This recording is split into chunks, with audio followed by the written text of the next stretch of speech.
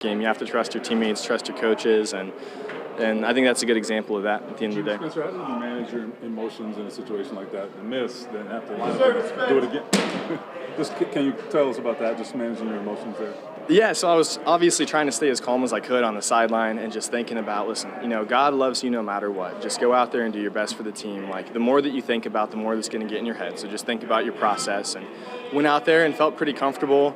First kick, I felt the pressure coming from the other side of the ball, and I just felt like it just kind of got in my routine a little bit. And so I felt like that disappointment right after the kick. I kind of got hit after the play, so there was a lot of chaos going on. I saw the flag was thrown, and then it was like reset your mentality. You're getting another opportunity. Whatever happened to pass, you just got to flush it.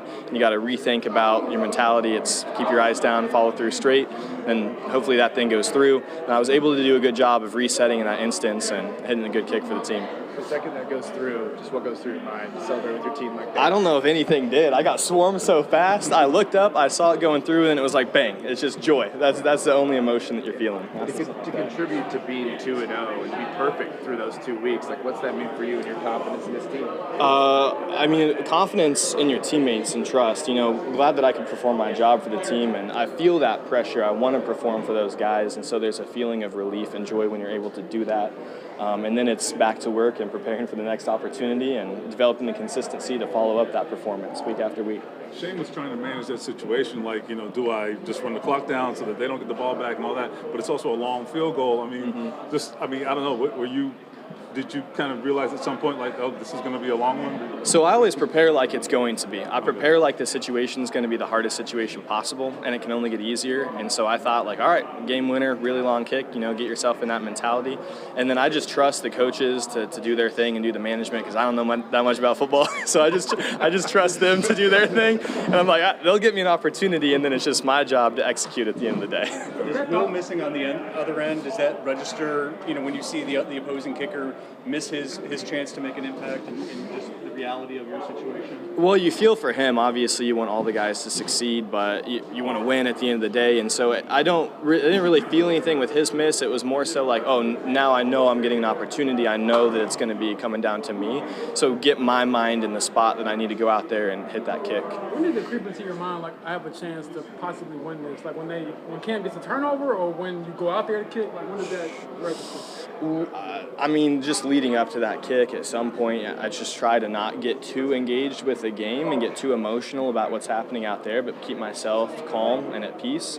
But sort of leading up based on the communication from the coaches, and you can kind of tell they're setting you up for that kick. So you're getting in the mentality, but I try not to let the emotions of the game creep into my mentality too much. Spencer, how has your journey, everything that you have navigated to get to this point, positioned you to handle whatever situation that you were going to be thrust into? Well, I think about that a lot, because you always feel anxiousness and you always feel pressure, and I'm not immune to that at all. I still feel that before every single game, and so you really have to trust the process that you've been through. You have to trust going all the way back to the soccer journey and tennis, and the kind of the skills and mentality that you develop through these different situations, that they're preparing you for a moment like that.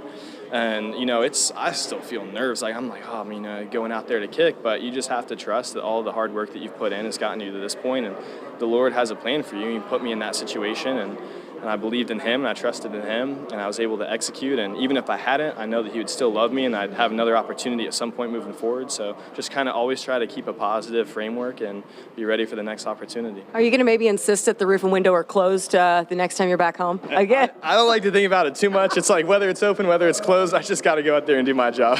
Did you know the 45-yarder was good when he did? Yeah. Great. I think we're good. Pam, that finish, take me through watching that field goal. Oh, just the fact that the first one, the miss was a flag, it's football. Football, you never know what's going to happen, especially being a part of these games. This is one of those games that I'll remember for the rest of my life. There's only probably one other game in my life that I'll always stick with.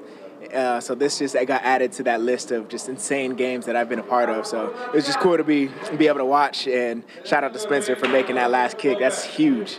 How do you describe that rush? It was a mob off the bench to get to your kicker. Yeah, it was crazy. I lost track. I started looking at the crowd, trying to turn the crowd up. It was just insane. I got to Spencer probably a few minutes later, and he was still getting bombarded by people. So just the love that we have for each other on this team to, lift each other up when they're down, because it was a rough game.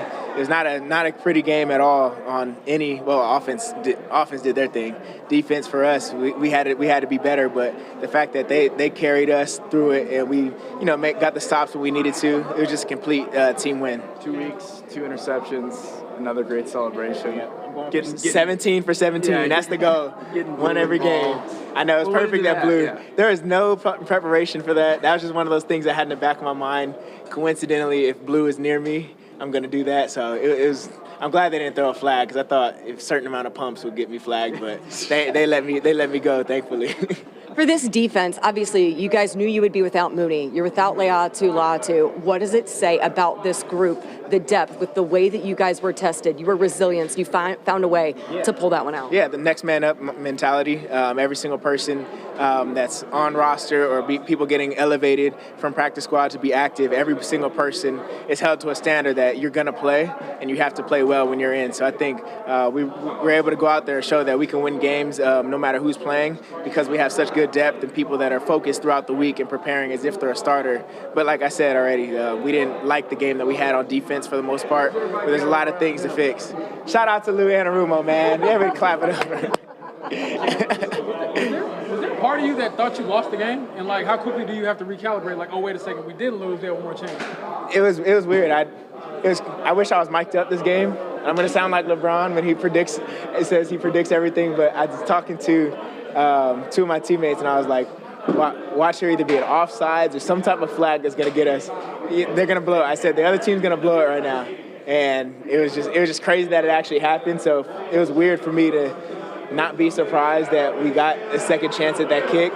But it was just a crazy way. I've been a part of so many crazy games like this, but this is top 2 for sure. You mentioned it was a rough day defensively. Mm-hmm. Is that why you still celebrate a pick when you get it, so that because it gives the defense a chance to reset a little bit mentally? Yeah, I think when you celebrate, like no matter what, if you make a play, you have to celebrate. I believe it's so hard to win games in the NFL. It's hard to make plays, especially against such high-powered offenses like we always go against. So it's just cool to be able to celebrate when you do something well, because I think it's contagious. The whole stadium was turned up after that. And I think offense carried the momentum. They got points out of that turnover. So I just think every single thing that you do, you have to celebrate it because everybody feeds off that energy. You carry over the next drive too. Exactly. Carried over, and it's just fun. It's like we're out there playing a game. Like, you got to have fun. So no matter what, if we're down by 30 points, I'm not going to celebrate, but I might. But, was this pick a little bit like last week's where you're kind of roaming back there and the ball floats a little bit on the quarterback? Yeah, it was one of those.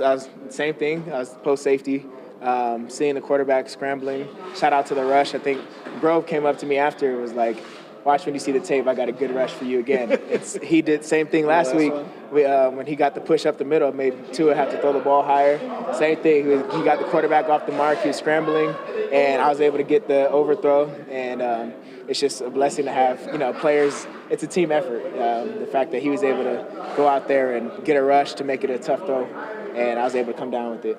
You've talked about having to earn the right to celebrate. You mentioned the response from the crowd. How proud are you when a crowd has that type of response, so much so that they have to quiet everyone down for the offense? Because I saw Riley Leonard was trying to calm everyone down, especially when it was kind of some of those 4th down situations. Yeah, I'm pretty bad at that too. Offense is up and they're trying to calm it down, but I'm still on the sideline screaming and excited. But that's a good problem to have when your stadium is too loud, and that's just what I want to bring. Like, that's my main goal is to just be a positive light to people, and that's with the energy that I play with, the way I treat people, everything. I want to be just positive to everybody around me. So I think that has a big part. When you make plays, you have to get the stadium excited. They're here to be entertained, so I want to be able to entertain the fans. Last thing for you, you won in dominant fashion last week. You mentioned this one was one hard-fought, one that came up to the end. How important is it to find ways to win in different ways over the course of a season,